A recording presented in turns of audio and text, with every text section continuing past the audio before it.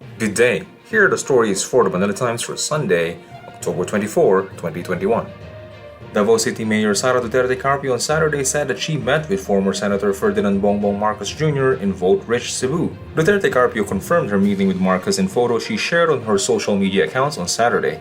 The mayor said the purpose of the meet was to celebrate the birthday of Representative Yeda Romualdez at the home of her husband, House Majority Leader Representative Martin Romualdez. Supporters of presidential candidate and Vice President Maria Leonor Leni Robredo staged the caravan on land and sea nationwide on Saturday.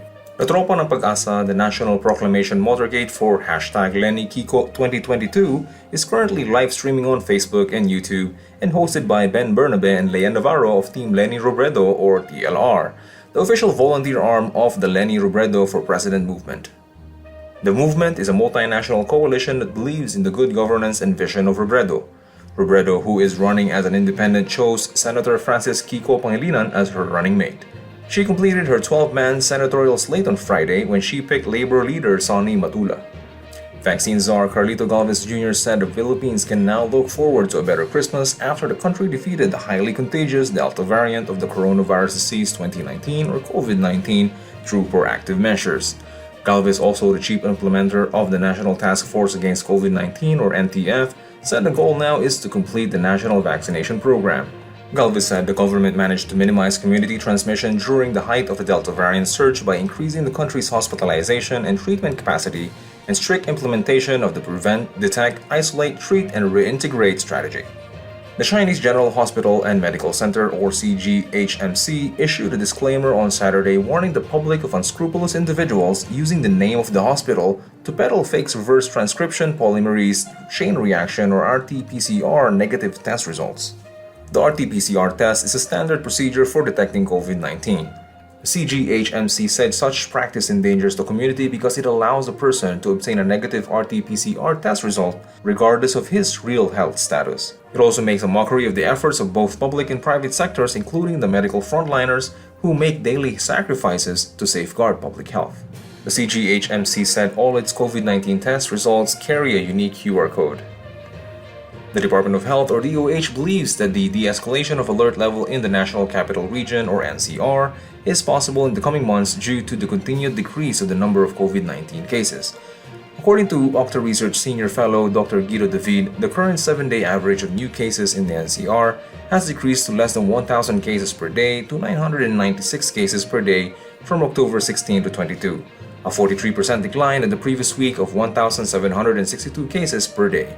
It was the first time that the numbers reached below 1,000 since the week of July 22 to 28.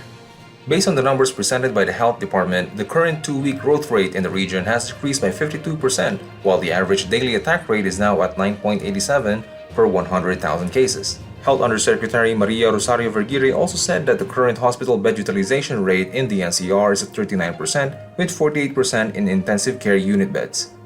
At least 485 mock voters from the Local Government Unit or LGU of San Juan City have participated in the mock election, a local commission on elections or COMELEC officer said on Saturday. San Juan COMELEC officer Maria Liza Carpina Torres told the Manila Times that the election dry run was held as early as 9 a.m. and ended at 4 p.m. at San Juan Elementary School with 5 voting prisons in. The voting simulation covered Barangay Balong Bato and Ermitano, which has 4,235 registered voters. Tepisto Elnas Deputy Executive Director for Operations of COMELEC said the simulation, which covered the entire process of the election, was composed of 4 clustered precincts. It was pursued to determine the voting durations, crowd control management to prevent the spread of COVID-19, and the observation of minimum public health standards amid the pandemic as preparations for the poll season on May 2022. He said after a temperature check, hand sanitation, and mock voters' identification in the registration area, the voters were ushered towards a designated precinct or polling room through the voters' assistance desk where ballot sheets were waiting to be filled out. The election return sheets were fed inside the voter counting machines after the casting of votes. He also said to have designated polling rooms for persons with disabilities or PWDs and holding areas for other queued voters. Over the business, the Board of Investments or BOI announced that the agricultural project worth 168 million pesos have been approved to improve meat production in the country. In a statement over the weekend, the BOI said it recently gave the nod to Broilers Club Incorporated or BCI STMP Agribusiness Corp. For their project as the new producer of eggs of broiler chicken and as new producer of parent stock hatching eggs integrated with growing grandparent stock, respectively, under Republic Act 11534 or the Corporate Recovery and Tax Incentives for Enterprises Act. Topping sports, the PBA Philippine Cup Finals between TNT and Magnolia was expected to go the distance. But after 2 games, the series has gone in a different direction as the Tropang Giga dominated the hot shots in almost every aspect of the game. The Tropang Giga shot the lights out in Game 2 with 17 triples, including 13 in the first half. TNT also scored 40 points in the first quarter and ended the half with a 66-50 lead. TNT set the record for most number of 3-point shots made in a half in a finals game. Its 66-point first half output was the second most in a finals game behind Barangay Ginebra's 67 points in Game 4 of the 2018 Commissioner Cup against San Miguel Beer. Marilyn Ronquillo is today's front page columnist. He discusses the destruction left by Typhoon Maring, international name Kompasu in agriculture. Today's editorial distinguishes a recent U.S. congressional hearing and the Senate hearing of the Farmerly Pharmaceutical Corp. Read a full version on the paper's opinion section or listen to the Voice of the Times.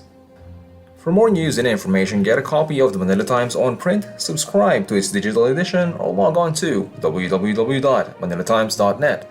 Follow us on Twitter, Facebook, or Instagram and keep up with the Times. For the Manila Times, this is Paulo Dimapi.